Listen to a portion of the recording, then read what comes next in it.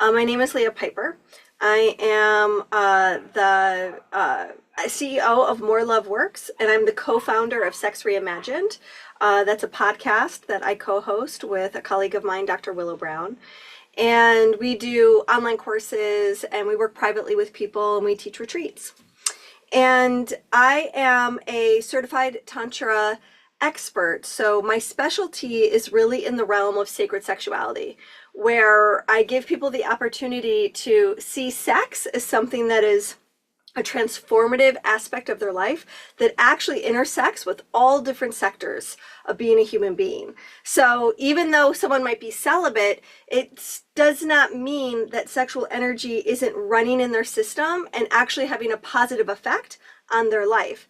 And when sexuality has a negative effect on our system, then it creates a negative energetic confusion into other sectors of our life. So in short, I guess the message that I'm just sort of starting this episode off on is that sexuality and its energetic qualities are so much more important for the overarching well-being of our life that it's something we shouldn't ignore. Even if our choice is not to be sexual, which I totally respect, we all have different chapters in our life, and sometimes being celibate is extremely valuable. But to ignore our sexual selves, I think, is a misstep in making sure that we are living a life filled with satisfaction. And there's a way that we can tap into our sexual energy that we can use as fuel, as creativity to support everything that we want to give birth to in life. And so I really specialize in a lot of different areas when it comes to the sexual realm. One of those specialties being healing from sexual trauma. So, what do you think then are some of the obstacles that prevent people from identifying maybe the importance of healing sexually? Well, I think the first obstacle is shame. Sometimes when we have a lot of shame around who we are as a sexual person, or how we feel about our bodies, how we feel about being attractive, how we feel about our desirability, how we feel about what is right and wrong about sex. Those are the obstacles that can cause us to avoid looking at our sexuality differently. And much of that gets established as we're coming of age, as we're growing up, and it's affected by the culture we grow up in, our parents, our religion, and all the moral values that sometimes surround sexuality, especially in more intense religious upbringings. So all those things can affect our choice of whether we choose to confront what's going on with us sexually, whether we choose to explore it, our sexuality, with a sense of curiosity and wonder. So it's like, do we have permission inside of ourselves to take a look at this part of life? And for a lot of people, like, they think about that and they get hit with a sensation in their system that feels icky, or that feels dread, or that feels anxious. And when we have uncomfortable sensations, we're not really coached to go towards them unless we're already on a transformational path and we've got therapists or support or friends or coaches that are encouraging us to take a look and confront the things that are hard. I remember speaking to someone that I was dating at a time when I was just coming into this type of knowledge, because I was speaking to sex coaches, and she turned to me and she's like, why are you speaking to those people? You don't talk about sex. Like, there was this, you don't talk about it because it's something that is so sensitive, and it's like a sense of vulnerability. And then Mm. as I began to speak to more people like yourself and so many others, I didn't realize how many people didn't want to be vulnerable when it came to sex, intimacy, or both. Why do you think that is a block for people to want to open up and say, I want to learn more, regardless of who knows, or regardless if the door is locked and the blinds are closed? That's a really good question. Let's first take a look at the word vulnerable. Vulnerable translates to woundable. So when we are vulnerable, it's like we are emotionally, spiritually, and energetically naked. Now add sex to the conversation, and now we're like even more naked, right? It's like it's already, it can be very intense to be physically naked. Now we're asking you to get even more naked by emotionally opening yourself up. So it's kind of like, okay, I have to now, I'm going to open up my guts and go, oh God, I hope you like what you see. When half the time when we're vulnerable and we're looking in the mirror, we don't like what we see. So the idea that someone else is going to still love us, if we're letting them see that deeply inside of us, and because vulnerability feels naked, we sometimes feel overexposed. And it starts in childhood. Like, remember those experiences of like feeling humiliated or feeling really vulnerable or feeling overexposed because someone embarrasses you, like especially in front of other people? That's a sense of vulnerability that stays with us. And our system says, oh my God, avoid that at all costs. That's painful. But as we become adults, we want to start building our capacity to welcome vulnerability into our life, because there's an amazing thing that happens. I mean, you can probably reflect on this when you think about people who have trusted you when they've been vulnerable. And aren't you touched by their vulnerability? I mean, when someone trusts you and they're raw and they're open and they're showing you their soul and they're revealing their pain and they're worried that they may not be liked when they show you their dark, shadowy bits, but then you see them and you're like so grateful. You feel like it's such a privilege that they trusted you with that. And you love them even more. You feel closer to them because they trusted you with their inner stuff. So what it becomes as we're adults, it's rarely as painful as when we were kids. Now it's this precious thing. And what people need to understand is that when you show your vulnerability, you are more lovable, not less lovable. And you're showing your willingness to trust other people. Granted, you also have to make wise choices with who you're vulnerable with, because you want to be vulnerable with people who will not ridicule you, who will not gaslight you when you're showing a tender side of yourself. And that's why I find the word and its meaning so interesting, because we are most woundable in those moments where we are stripped down and we are showing our guts. And so I really like just encourage the listeners, like, remember that when someone is vulnerable with you, this is a precious moment. This is a moment where you want to really support that person and know that this is a privilege. Someone's putting their trust in you. And the stronger you become at being vulnerable and trusting others, the more trustworthy you also become, because you know how hard it is to keep returning to vulnerability. And then you become one of those people in life, and people will be vulnerable with you all the time. And there's an authenticity that becomes so irresistible when we move towards vulnerability. But here's like the other important thing I want to mention around this. And that is, you won't be vulnerable very often if you don't trust yourself. So it's one thing to trust out there. This person can hold this for me.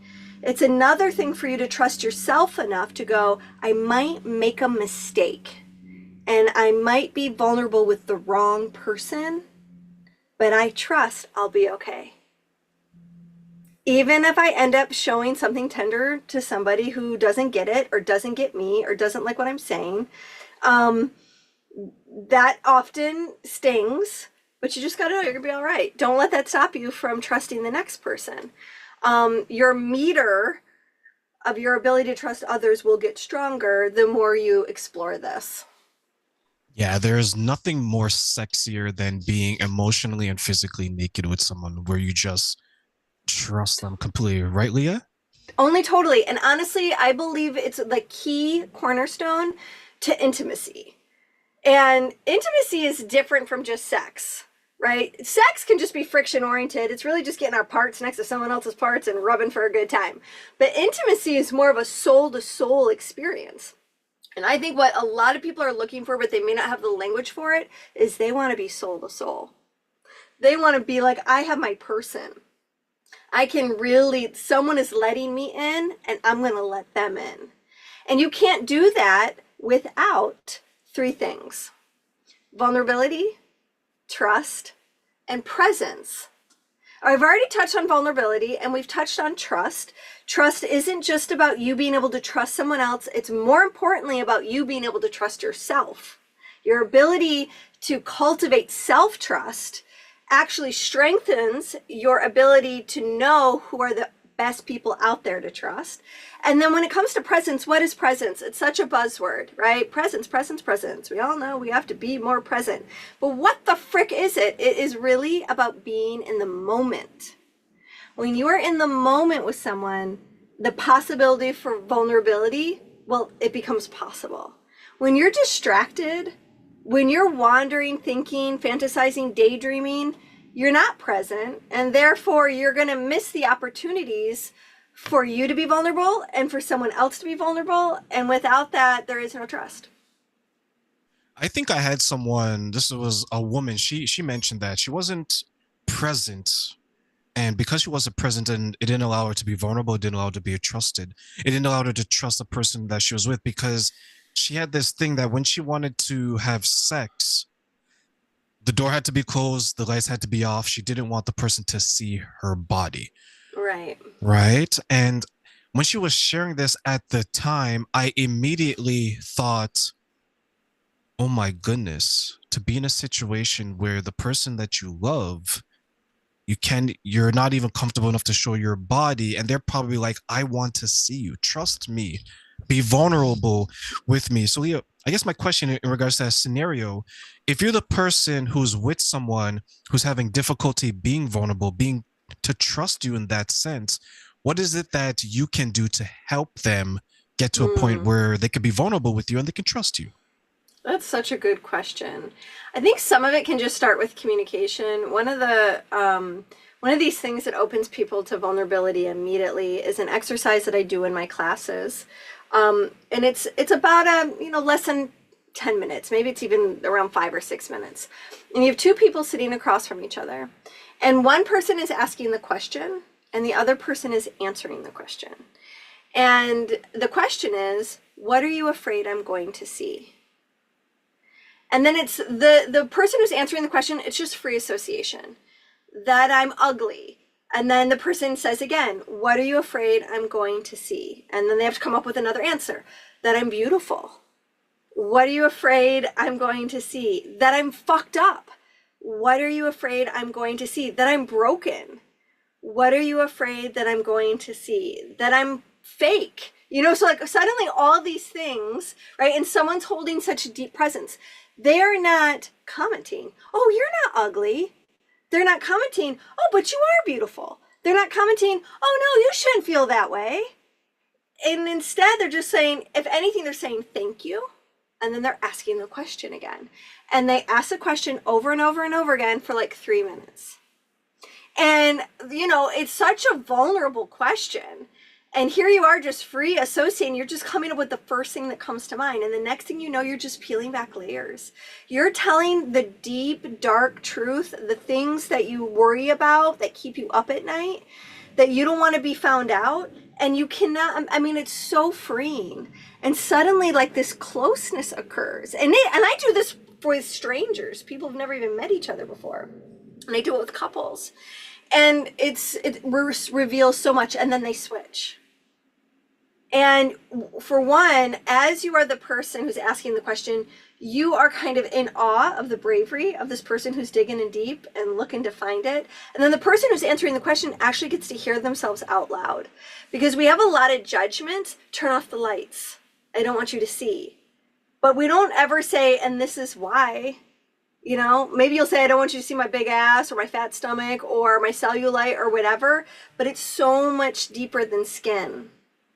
And one of the things I would also have to say, just in relationship to this, turn off the lights, close the door, don't make any sounds. Like, we have a lot of embarrassment about sort of being sexual, and so we don't want to be seen and we don't want to be heard.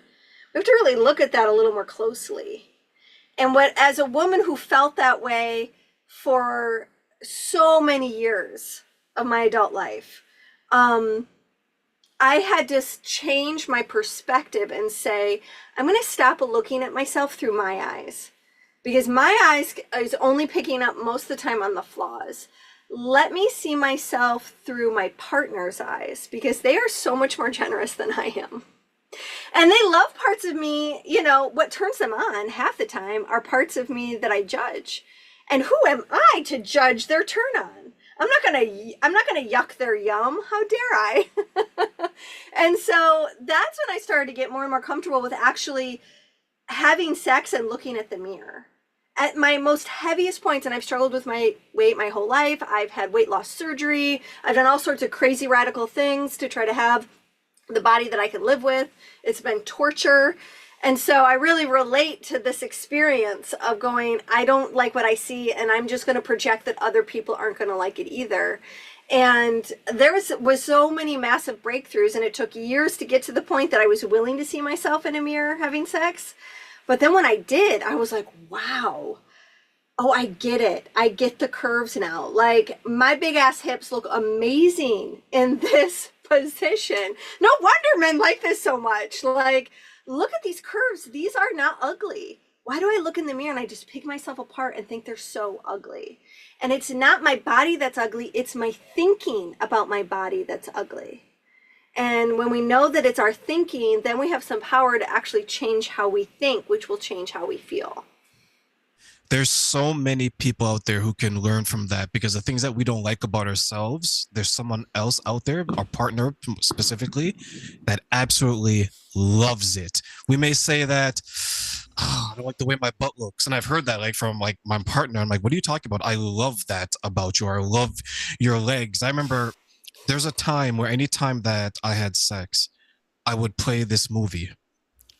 And it came to the point where one day I was playing it because I was actually watching it this time, Uh-huh. and then people are like, okay, maybe I'm not gonna come and knock on the door, right? Because in their mind, I've trained everyone around me, right? But I was actually watching this time, so it was interesting that you mentioned that because it reminded me of that time, and it kind of like became this running joke where, oh, Train, are you watching this movie on Friday night? I was like, does everybody You're know right. about it? Like, right? Like you're not even conscious how much you're putting out there because you're trying to not be heard, not be seen, Right. right?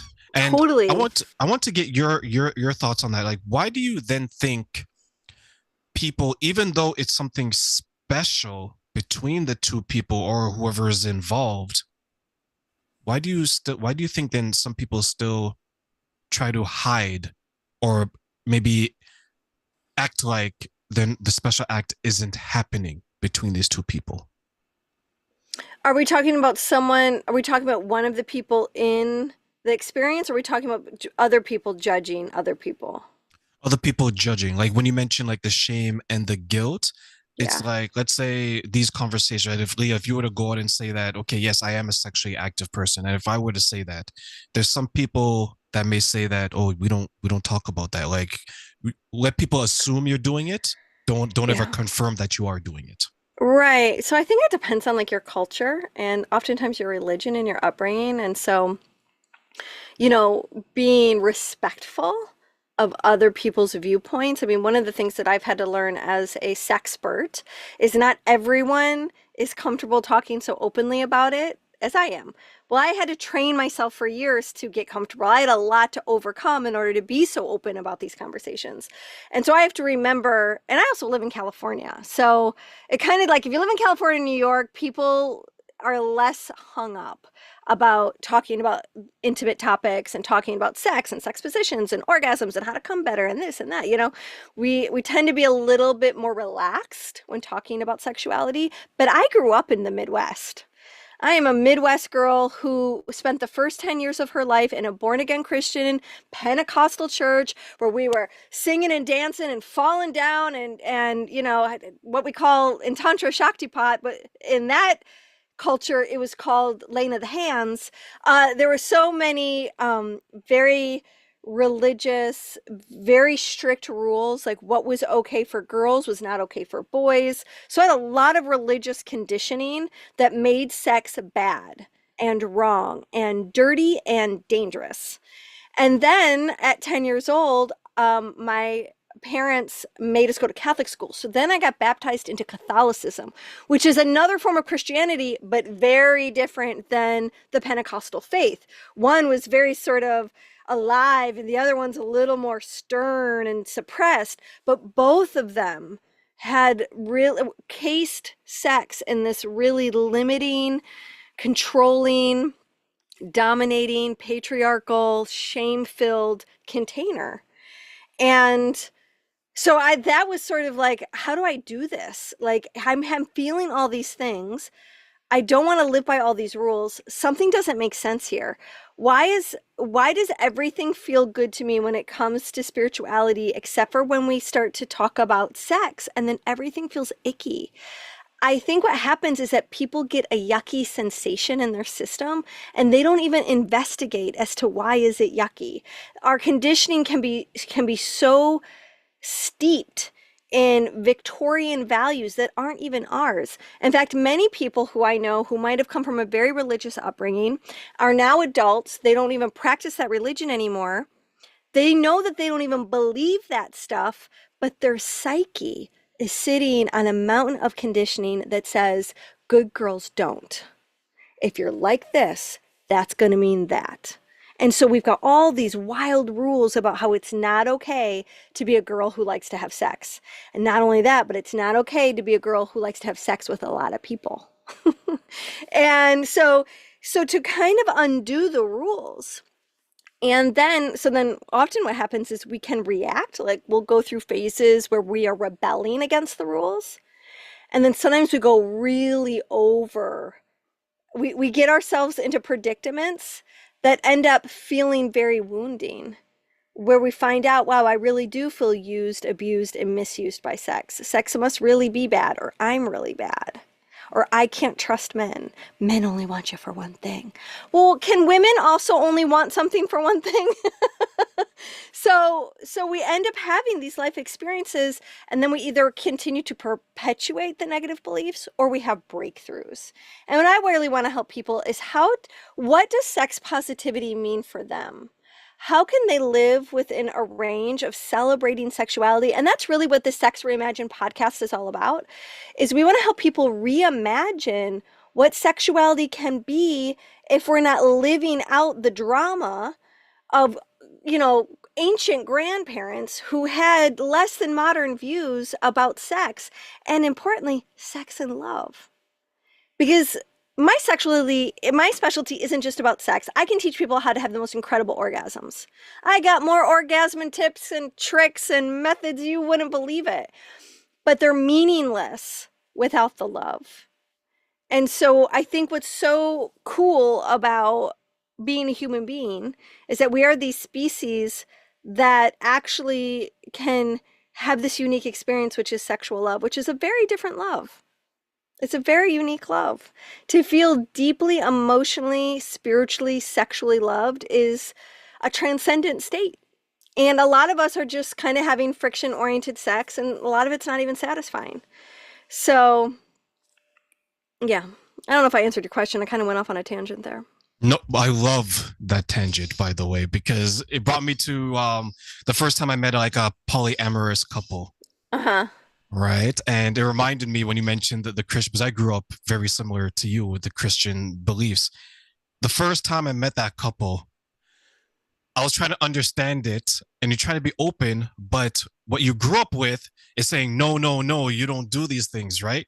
Yeah. So the more I spoke to them, the more I spoke to other people, it was like my soul was leaving my body because you're trying to fight what you were told as a kid, but you're trying to be open. You're like, okay, this, I can understand this, but then this part's saying, no, don't understand it.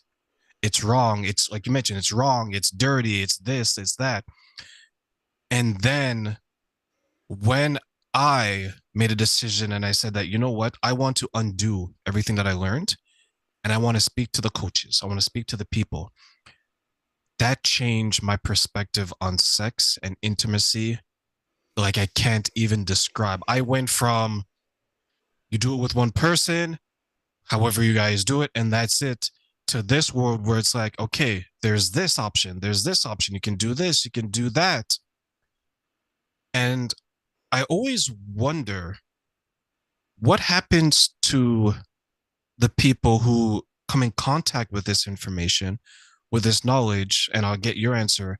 And now they kind of have a make they have to make a decision because the person that they were, unfortunately, they can't be that person anymore because now they know this and is opening up a whole new world to them. Do you see some people struggle with their new identity when they Oh come to this yeah. sexual reimagination? Totally, it can be an existential crisis. Like here I am about to go on an adventure and explore things that maybe I've always deeply secretly wanted to, but I have this association that that's a sin, or I could hurt others. And so we end up suppressing that part of ourselves. And then, we're suddenly in our 40s and our 50s and we're like, I am so unsatisfied. Here's something that I think a lot of people start to realize at some point in their life. The voice gets really loud, and the voice says something like, there's got to be something more. There has got to be something more to sex than what I'm experiencing. I've spoken to some friends and they are having stuff, they're describing things I can't even imagine ever experiencing in my own body. And I kind of want that. Like, how the hell do I get that? Or we see our models, we see our parents who have lived sexless and miserable relationships. They don't touch each other. They're not affectionate. They don't say, I love you. They don't sleep in the same bed. So then we have this other model, or they're divorced and they're lonely and they're alone. And so sometimes we have like these role models. It's like, well, I don't want to end up like that either. So we start to have these moments, and I think this happens in different stages in life where we question, what is it that we want and what are we going to do in order to have it? And so here's how I describe it. There are 5 different sexual stages that we will experience, most of us, not everybody. And these stages are not linear. You could go through all 5 stages in one day. You could be in one stage for 10 years. But here are the stages, and this is one way to kind of wrap your mind around it. There's healing stages, where we experience something in sexuality that touches our soul in such a way that we feel healed, that we feel like we are getting in contact with a part of our wholeness that we have felt separated from. This is especially true when we have some sort of profound lovemaking or sexual intimate encounter, and it's like it's after a divorce or a really painful breakup. Or we're healing a piece of sexual trauma from when we were a kid or a teenager or a young adult that has scarred us, and we're starting to move that out of our system. So we go through healing stages. Then there are learning stages. Suddenly, we're learning about something we didn't even know was possible. Like, I was never really into sex toys. I tried them, kind of coming of age. I had friends that had vibrators, but they just weren't really appealing. Like, I got it, but I really wasn't getting it. Like, I wasn't getting the payoff that other people were getting from it. So I just wasn't interested. And then something happened in my 40s, and I was like, I really like these toys. They've really advanced these toys. Like, I am really, now I get it. I just wasn't ready for it before. So we can have learning stages. Some people will learn about sacred sex and they'll learn about vulnerability and they'll show up different in the bedroom. So we have these really fun learning stages. Maybe we read a blog or a book or watch a YouTube video or listen to a podcast. And we get invested in growing and learning. And then there's another stage, which is a little bit different than the learning stage. It's called the adventure stage. And that's where we are trying things we never thought we would try. Like, since I started doing my podcast and I interviewed a few BDSM experts or people who are kink experts, this is a realm I was like, I'm a tantrika. I'm not into all that whips and chains and stuff. Well, I really didn't know what the hell it was. Then I started to learn and I started to realize, oh my God, there's a lot of profundity here. There's a lot of richness. I'm starting to understand that there are parts of my psyche that I haven't even tapped into that are a little bit on the darker, kinkier side that open up doors to my pleasure that have just stunned me in their beauty. There's a cathartic release that's super healing within that realm. So having an adventure stage, trying something you never thought you would try, having a fantasy that you never dare go towards, and then suddenly being ready to experience it.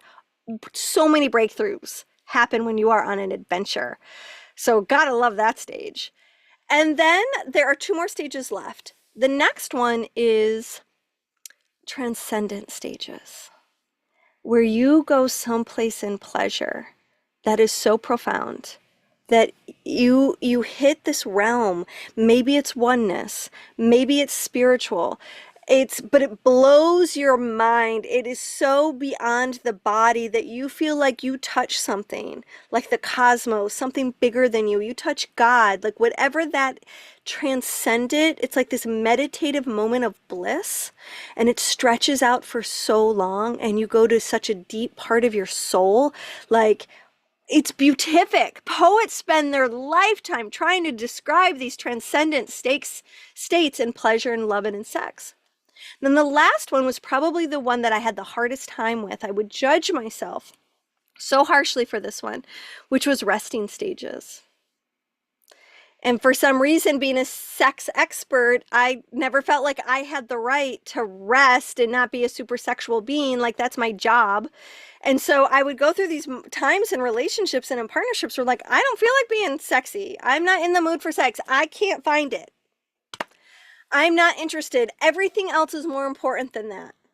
And sometimes we go through a resting stage because we got a parent that's sick or a kid that's sick, or we are just trying to survive a crisis. Sex is the last thing on our mind, and that's okay. Sometimes being celibate is a spiritual pursuit, and that is more valuable than getting in between the sheets. So we go through these stages. Like I said, they can all happen in one day, or you could spend years in one. But the reason why I think it's valuable to learn about them is because you can start to cultivate and curate, well, what's the next stage you want to be in? So, yeah, I think that's one way to take a look at where we're at and where we want to go. Then that helps the person to identify what they want. When I spoke to a BDSM coach, and then we just having a conversation, they asked me a couple of questions. And when I shared, like, okay, Train, that's your kink. This is your kink. And I was like, oh my God, really? I felt like I wanted to take a cold shower because now you're amazed, right? Yeah. Like it catches you so off guard. And then you begin to understand, you're like, okay, there's things I like that I haven't been able to voice for whatever the reason, right? It could be culture, could be religion, could be your parents. It could just Yeah. be that, you know what? No, I want to be plain Jane or plain John. But Right. right. And then when I share these things, I was like, oh, because kink to a lot of people is such a bad word. It's like, Right. you don't do it Ooh, right, you're but weird. Yeah. you're weird. And then when they started to identify these things, I was like, but I've liked doing that for so long. I've only been Maybe able to it's do it with cool this to be person. weird. Yeah. Like, do you see some people once they identify what they want and then they start to think about it, they're like, how is this going to be perceived? And then they put it back in the closet and hide it away. Yeah, I mean, this is where, like, small steps. You don't have to do giant leaps when it comes to exploring your sexuality. Like, I really encourage, like, just little steps is great. Vanilla is very tasty. There's nothing wrong with delicious vanilla, okay? We love vanilla, but you can add all sorts of toppings. And so, sometimes you can have like a giant sundae, and other times you just want it simple. And all of it is good. All of it is yum. And, one of the things too is like we change as we go through different cycles in life. I was really, because of my religious upbringing and my resentment around sort of this patriarchy thing, and I never felt like I couldn't be equal to men and like all this stuff, right? I went through like this real stage of just feeling very righteous and like strong feminist and like all this stuff, right? And it was all in rebellion to some values that I was raised with. So the idea of like dominance and submission, I was like, fuck that noise. But then, like, again, I grow, I explore things, I go through an experience, my mind gets opened by someone else's story. And now I'm realizing, oh my God, maybe I could see what it's like to play with the submissive archetype. Maybe I could see who I am as the dominant archetype. Which one opens me the most? And I can't tell you how healing and surprising and what a full circle everything came when I embraced my submissive. This thing that I hated, that I resented, that I judged my mother for. How could you be so submissive? And now I'm like, I don't need to be submissive in all aspects of my life, but there's a lot of turn on in my submissive in the bedroom, and it turns out it's very healing. It's helped me make some peace around something that felt very disruptive in my system. And I felt like there was a wholeness that got to be tapped because I became more fearless about exploring different sides of myself, even sides that I judged and thought, that wasn't cool. And then I realized, oh no, there is so much in here. And that makes me a much more diverse human being, which I like. What do you think are some of the ways that one person can communicate that effectively to their partner without feeling shame and guilt or being judged? Yeah, well, it's tricky. First, you need to be a little prepared and have some resilience around judgment because we're all judging. It's actually, we're hardwired. I'm also a positive psychology coach.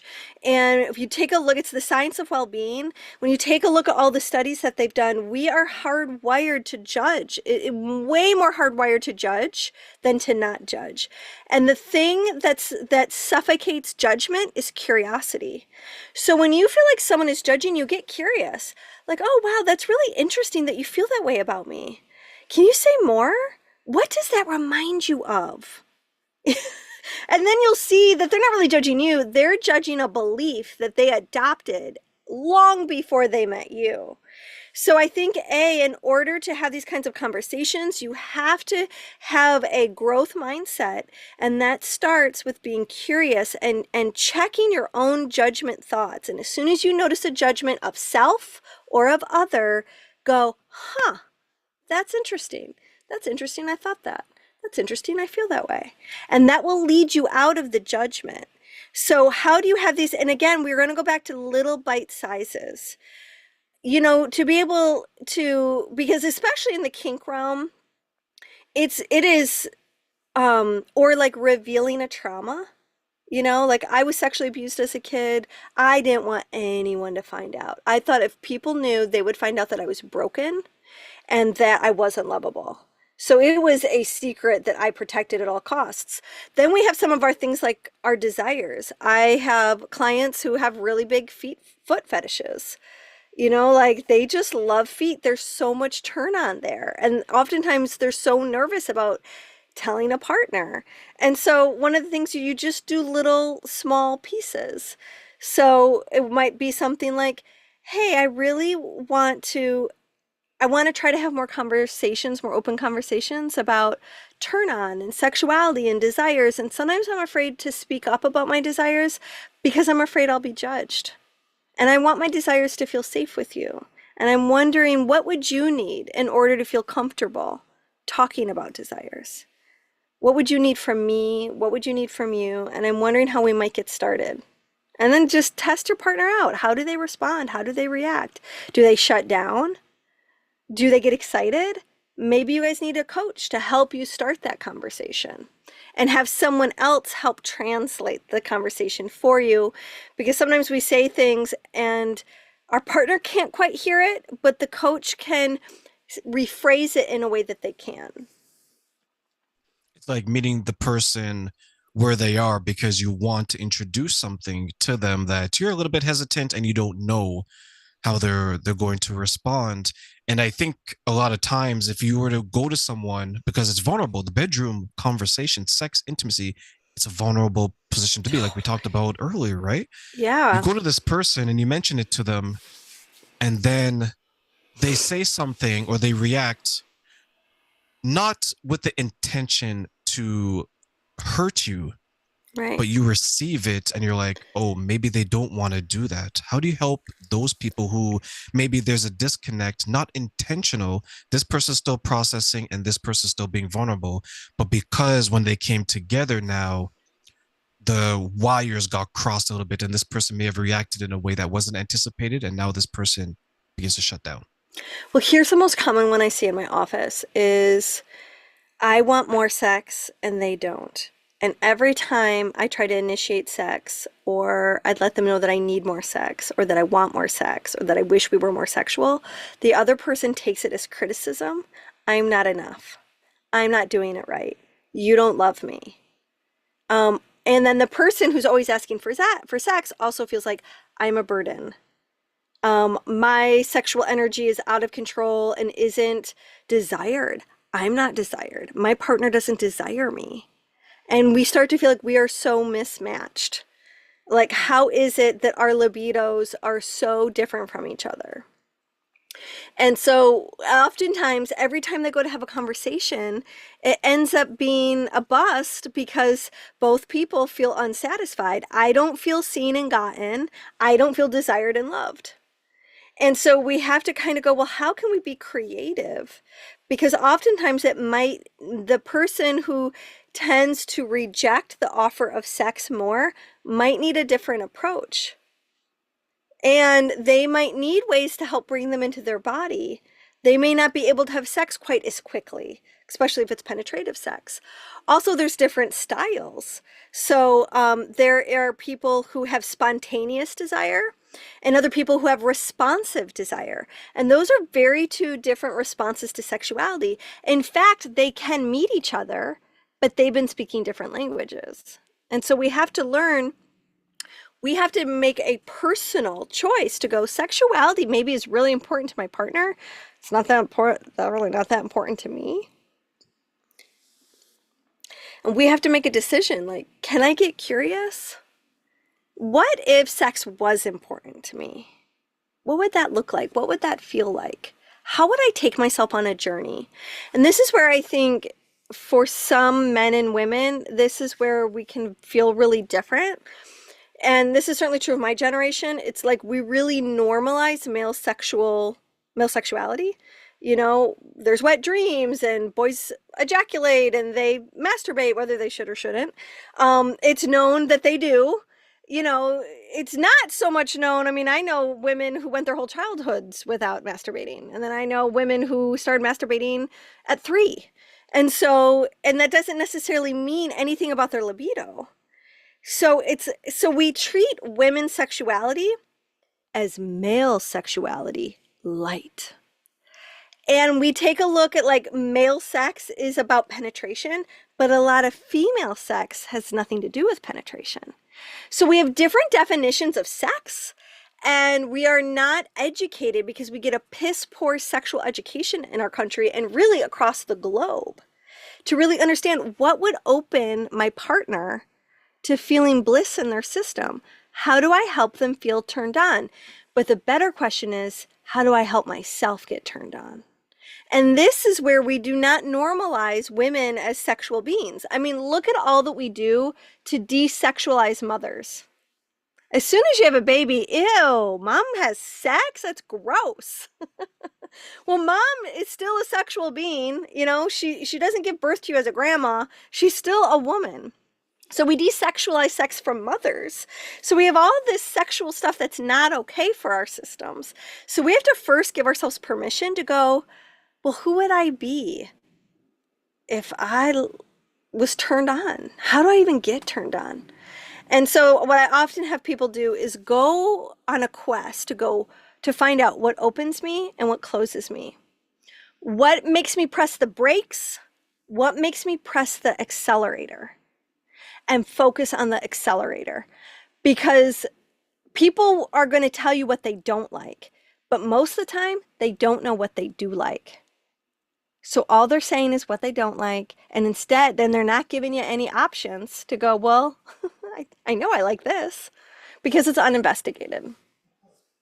I like that you mentioned the whole thing about like mothers and after children, because I asked a woman, I was like, how we're talking about her daughter and how she doesn't want her daughter to think that she's having sex. Right. Which is silly, right? So I told her that you do realize that your mom is having sex. She's like, shh. She's like, no, my mom's not. I was like, so just let me understand. There's 2 of you. You're the oldest. So are you saying that your mother and your father had sex one more time after you? And she's like, yes. I'm like, right now, your mom and dad's having sex. And she was unable, I don't know, right? But just the thought of her thinking that her parents are, to your point, are sexual beings, she couldn't handle it, right? She changed the topic. So what do you think that happens? Well, I think this is such an important thing you're bringing up, because people will go unconscious and scream, fuck you. and throw jabs at each other. And they don't always think about who can hear them, like the kids and the neighbors. But God forbid they made the sound of pleasure. And what if the kids heard us? What if the neighbors hear us? And that is so embarrassing and so awful. So it's like, do we have our priorities wrong or what? Number one. Number two, when kids know that mom and dad are happy, or mom and mom are happy, or dad and dad are happy, whatever the family configuration is, and they may be like, ew, they're kissing each other. Like, that's natural. Kids are going to do that. But I'll tell you what, when they grow up and they look back on their childhood, most of the time, they're going to feel like mom and dad loved each other, or mom and mom loved each other, or dad and dad loved each other.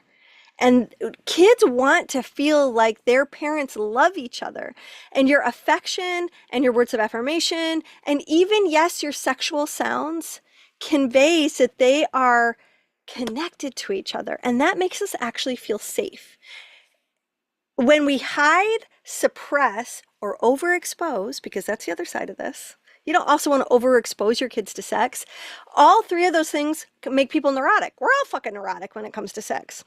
And that is largely because of our suppression of our own sexual nature. So when we just recognize that sexuality is a beautiful thing, it's our human birthright to be a sexual being, and it's a gift. My God, here we have this incredible renewable resource that gets generated from our body that does not cost anything, called pleasure. It drops our stress levels. It releases cortisol, a dopamine. It gives us dopamine. It floods our brain with so many healthy hormones and chemicals that your orgasms are really important to having a well-adjusted, healthy, balanced life.